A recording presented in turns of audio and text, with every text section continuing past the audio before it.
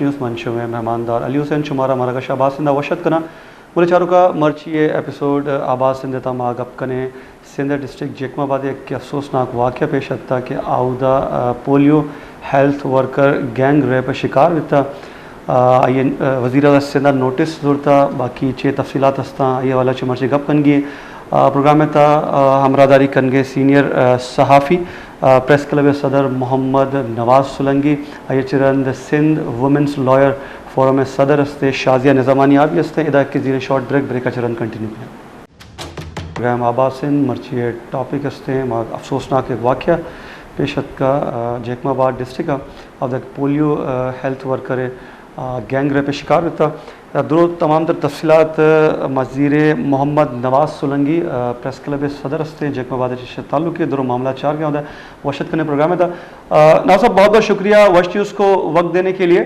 Sir ये जो अफसोसनाक वाक़या पेश आया है जेकमाबाद में जो कि हमने भी देखा है कि 2 रोज़ कबल ही ये वाक़या पेश आया है इसके हवाले से तरह तमाम तर तफसीलात ज़रा हमें बताइएगा इसके बाद डिस्कस करते हैं। जी बिल्कुल, ये जैकाबाद का निफा इलाका है, मौलादाद थाने की हदूद में नावड़ा का इलाका कहलाता है। ये जो है अपना उधर पोलियो के वर्कर है, एक फीमेल वर्कर थी, एक मेल वर्कर थे, वो जो अपनी ड्यूटी सर अंजाम दे रहे थे। ये 11 तारीख का वाक़या है। तो दोपहर के 1:30-2 बजे के करीब जो कोई उन्होंने जो है एक हथियारबंद आया था, वो उसका हथियार छिपा हुआ था, पिस्टल था। तो उसने बोला कि आगे चलो, आगे एक घर आप जो है इसको छोड़ कर आए। तो वो उन्होंने आगे जाने की कोशिश की। जब उनको डाउट हुआ कि ये हमें गलत रास्ते पर ले जा रहा है, तो उन्होंने जो है अपना थोड़ा अपना मजम्मत की। उन्होंने बोला कि हम नहीं इधर नहीं चलेंगे। तो उसके बाद उन्होंने पिस्टल निकाला और उसको अपना अगवा करके ले गए। मुबैना तौर पर अगवा करने के बाद वो उसको ले गए एक जगह पर जाकर उनको जो है उन्होंने अपना मुबैना तौर पर एक जो औरत थी अपना अब्दा हुन्नड़ फीमेल वर्कर, वो डेली वेजेस पर काम करती है पोलियो की, उसके साथ जो है ज्यादती की गई और ज्यादती के बाद उन्होंने उनको छोड़ दिया। तो ये मामला इंतजामिया ने दबाने की कोशिश की, लेकिन मामला दब नहीं सका और शाम को जो है मगरिब के करीब ये वाक़या डिस्क्लोज हो गया। तो उसके बाद उन्होंने मजबूरन तौर पर औरत को लेकर आए जिम्स अस्पताल में। वहाँ पर उसका मेडिकल चेकअप हुआ। मेडिकल चेकअप के बाद मीडिया से बात करते हुए डिप्टी कमिश्नर जैकाबाद और DHO डॉक्टर इरशाद सरकी ने बोला कि ये इसके साथ जो है अपनी रेप की कोशिश की गई है। इरशाद सरकी ने तो ये भी बोला कि इसके साथ रेप हुई है। तो इसके बाद क्या हुआ कि 3-4 घंटों के बाद जब CM सिंध ने नोटिस लिया और ये बात ऊपर तक चली गई अपना मोहसिन नकवी साहब वजीर दाखिला, वफाकी वजीर दाखिला तक, तो इंतजामिया में जो है यहाँ पर खलबली मच गई। तो इंतजामिया ने ये किया कि उसको कन्वर्ट कर दिया कि भाई नहीं, ये रेप की कोशिश थी।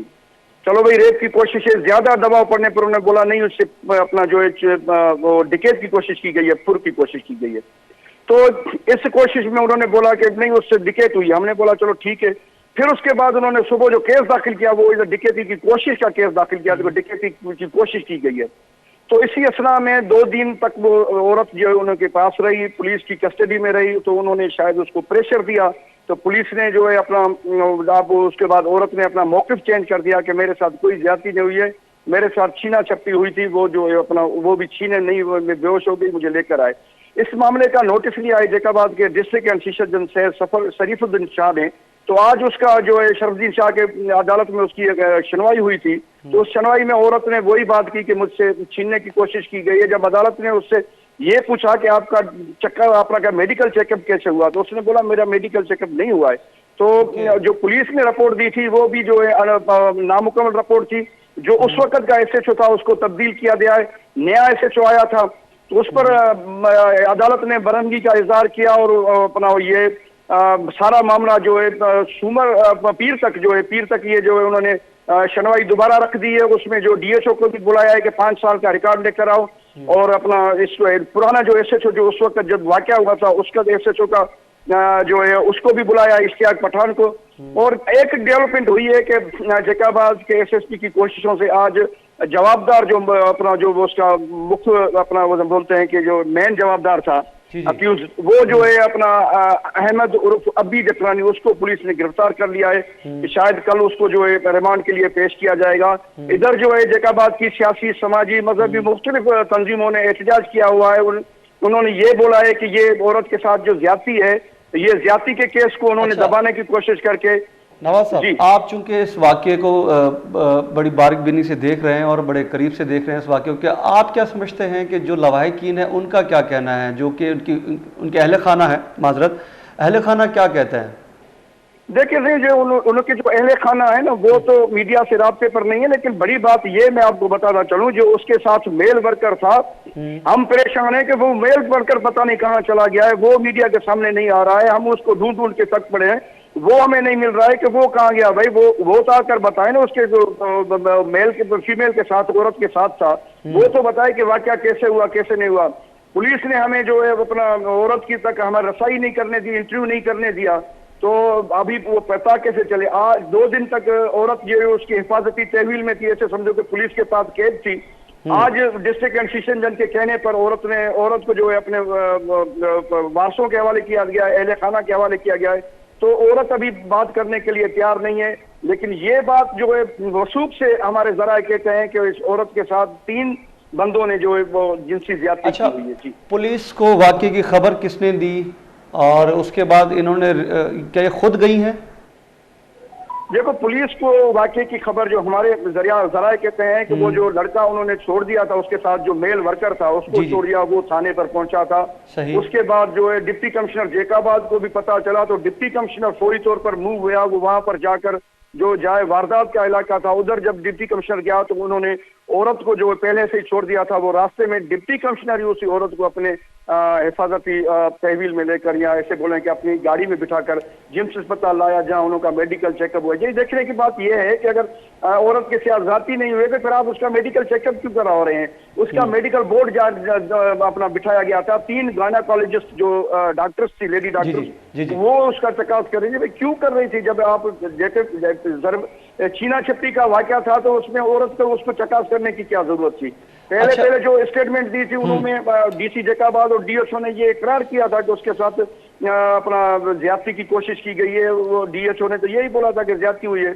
अब ये सारा मामला जो है उसको छीना छपटी पर, वो छीना छपटी की भी कोशिश है, ये नहीं हुआ कि उसके देखिए छीन गए, नहीं, छीनने की कोशिश की गई थी मोबाइल।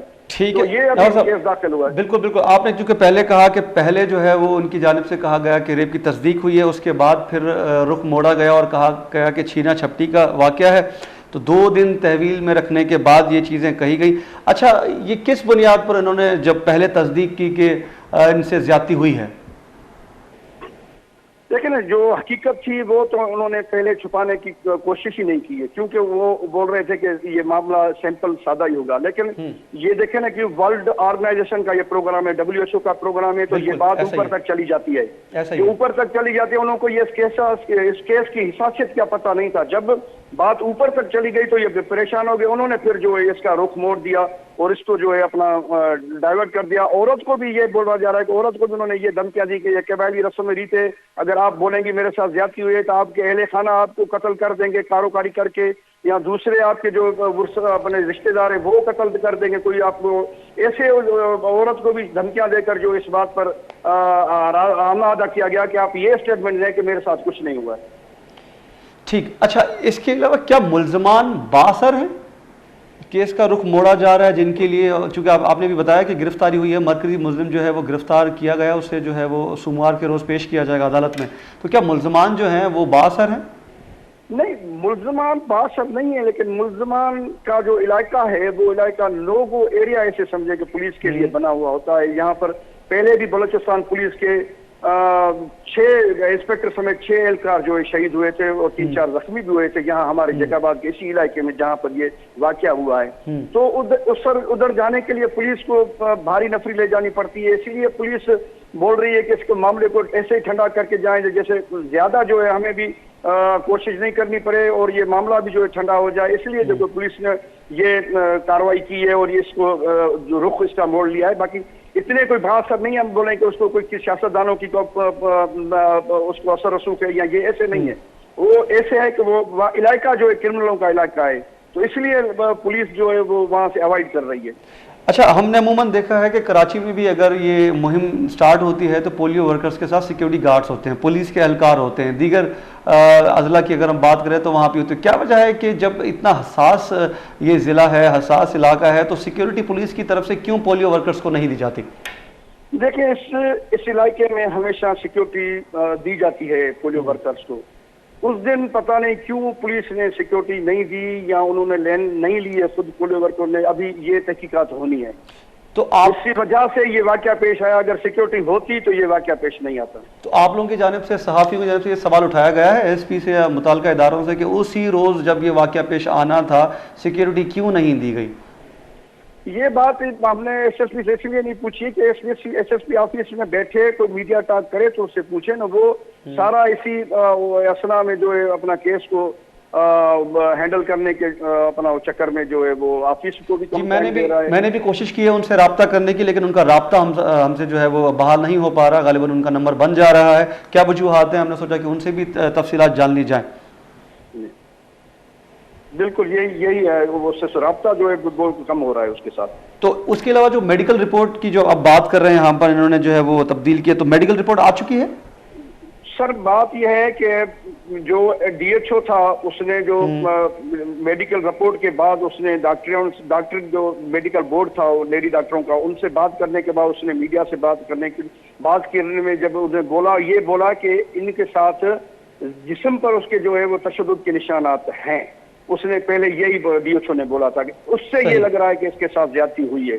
अभी जब ये इन्होंने केस ही ज्यादती का दाखिल नहीं किया है तो वो जो मेडिकल है या वो जो जुजे लिए गए हैं या जो अपना जो सैंपल लिए गए हैं वो तो अभी भेजेंगे ही नहीं ना, क्योंकि जब ये केस ही दाखिल नहीं हो रहा है इस चीज का, तो वो अभी डकैती की कोशिश के केस में तो ये जुजे नहीं सैंपल नहीं भेजेंगे ना लेबॉर्ट्री। हम ये बोल रहे हैं कि वो जो जुजे सैंपल लिए हैं वो भी इन्होंने शायद जाया कर दिए होंगे। तो अभी मुकदमा दर्ज नहीं किया गया? मुकदमा दर्ज हुआ है मौलादा थाना जो उसका हदूद है उसमें मौलादा थाने पर, लेकिन वो औरत से अपना मोबाइल छीनने की कोशिश का केस दाखिल हुआ है।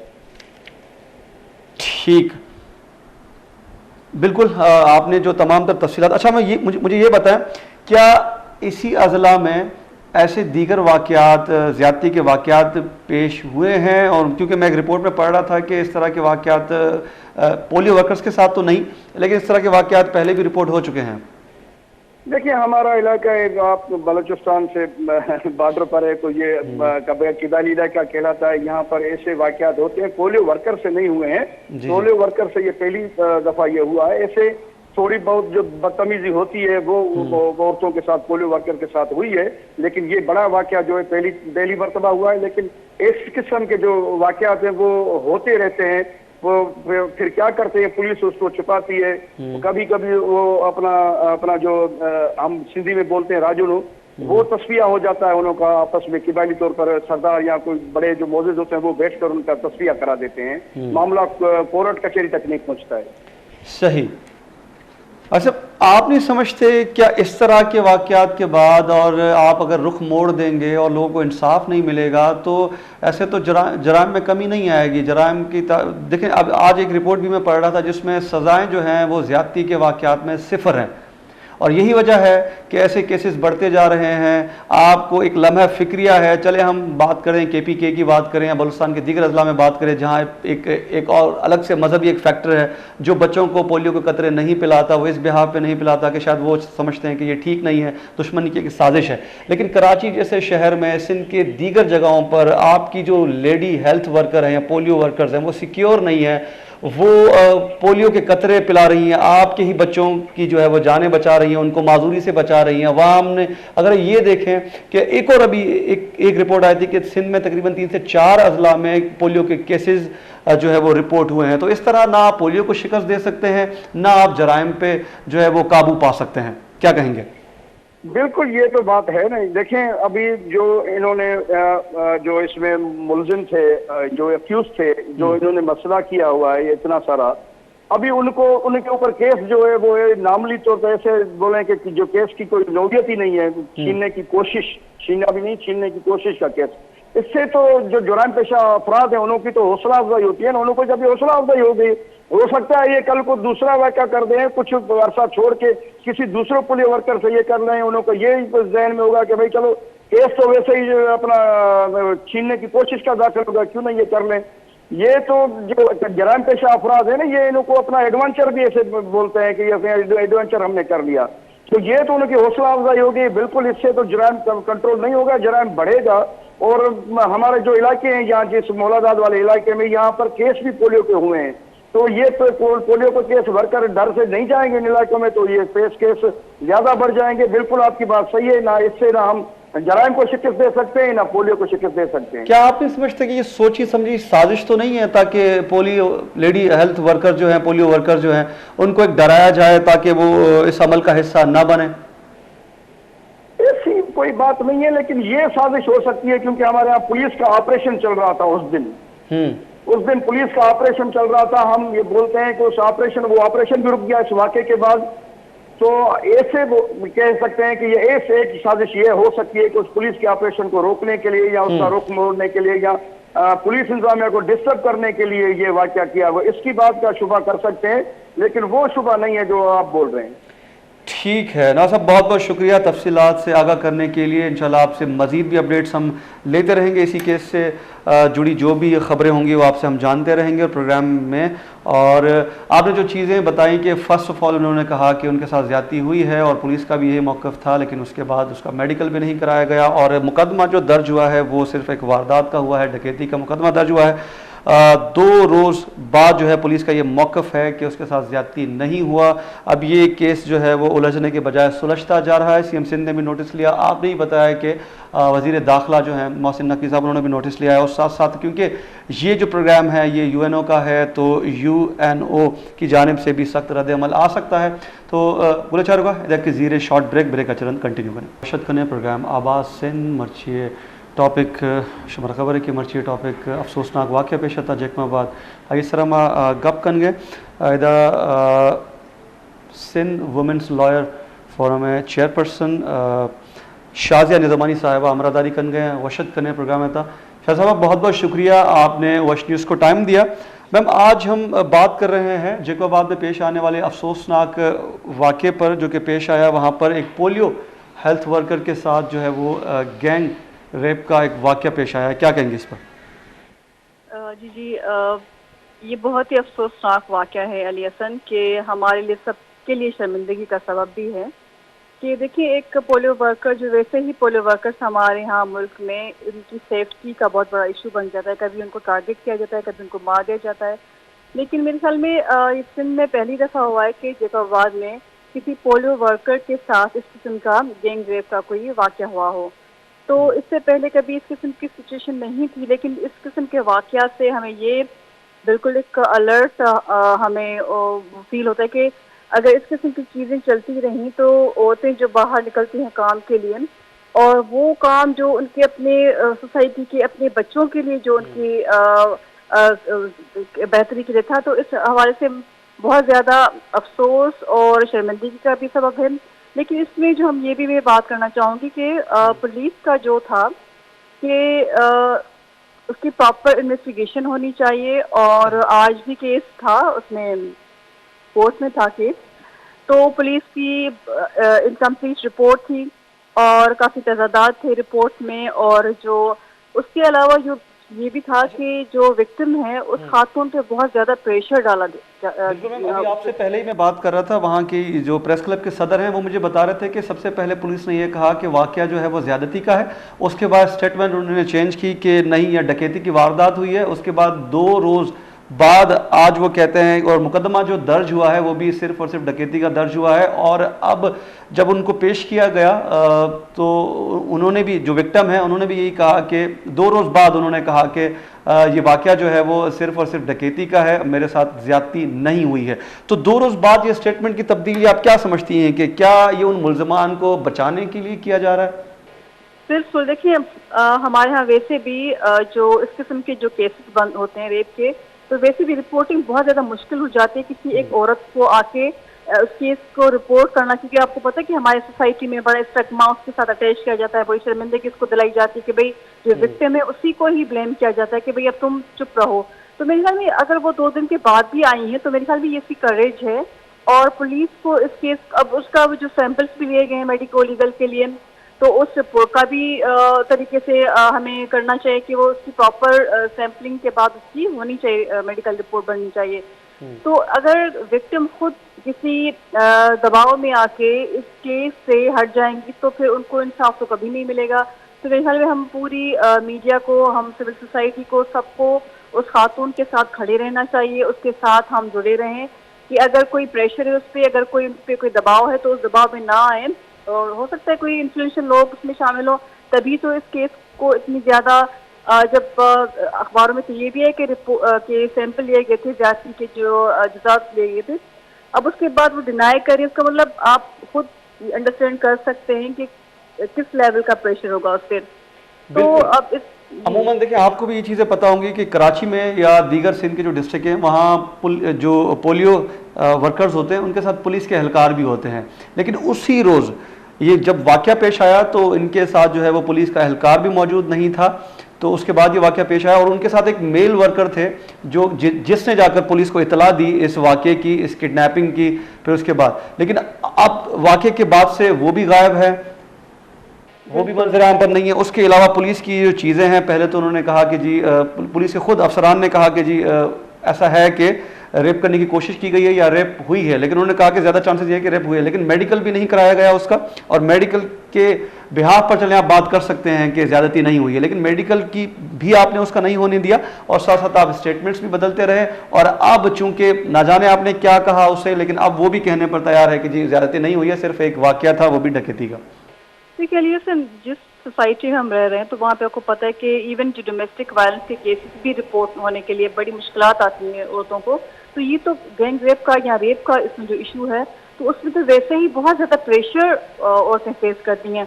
अब इसमें मैं जो चीज़ कहना चाहूँगी कि भाई हमारे पास जो एंटी रेप लॉ है 2021, जिसमें इन्वेस्टिगेशन और ट्रायल जो अमेंडमेंट की गई है, तो उसमें बिल्कुल ये लिखा गया है कि भाई जैसे ही इवन पुलिस को भी पता चले तो वो उस केस की रिपोर्ट करे, एफआईआर दर्ज करे, उसका मेडिकल लीगल होना चाहिए, बहुत ही इवन 6 घंटे में उसका मेडिकल लीगल होना चाहिए और उसकी प्रॉपर इन्वेस्टिगेशन पुलिस का काम है। लेकिन यहाँ पे और अच्छा उसमें ये भी है कि भाई आप जो विक्टिम है उसकी प्रोटेक्शन की जिम्मेदारी पुलिस की है, लेकिन यहाँ पे ना तो उसकी प्रोटेक्शन का कोई किसी ने कोई टेक केयर किया है, ना तो उसकी कोई काउंसलिंग हुई है। भाई वो इतनी ज़्यादा ट्रॉमा में से गुजरी होंगी, उसको किसी अलग जगह पे रखें जहाँ पे वो लोग उसको पे कोई प्रेशर न डाल सकें, कोई सेफ प्लेस जिसको रखें। तो ये सारी चीज़ें होती हैं हमारी सोसाइटी के बड़े वो इस किस्म की जो नेगेटिव एटीट्यूड्स हैं वो जाहिर भी होते हैं। किस तरीके से जो बासर लोग हैं वो इन्फ्लुएंस डाल के उस पूरे, अदरवाइज तो अगर ये गैंग रेप या इवन रेप प्रूव हो गया तो इसकी सज़ा कानूनन या तो इसकी आपको डेथ पेनल्टी है या आपकी लाइफ इम्प्रिजनमेंट है। तो इस किस्म की सख्त सज़ा भी कानून में रखी गई, लेकिन तब होगा जब आप उस केस की इन्वेस्टिगेशन करें, उसको कोर्ट में लाएं। उसकी कन्विक्शन रेट क्या है आपको पता है? हमारे पाकिस्तान में अभी रेप केसेस का कन्विक्शन रेट 0.2% है। अब देखिए सोचिए 0.2% केसेस की कन्विक्शन इसलिए होती है क्योंकि वहाँ पे हमारी न ट्रायल होती है, न पुलिस की प्रॉपर इन्वेस्टिगेशन होती है। वो हमेशा जो क्रिमिनल होते हैं उनको वो फेवर देते हैं, उनको उनके लिए इतने डाउट्स छोड़ देते हैं कि कोर्ट के सामने भी कुछ नहीं होता कि उनको प्रूव करें।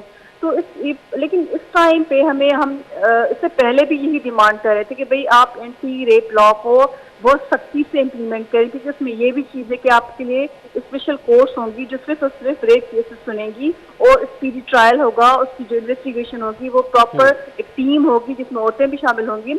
तो इस किस्म की चीज़ें नहीं हो रही, तभी तो मेरे ख्याल में ये हमारे पास सिस्टम्स भी अवेलेबल नहीं है। जो अभी जो दस्तियाब हमारे पास सिस्टम है वो भी विक्टिम को सपोर्ट करने के बजाय जो क्रिमिनल हैं, जो परपिट्रेटर हैं, वो उसी को सपोर्ट करें।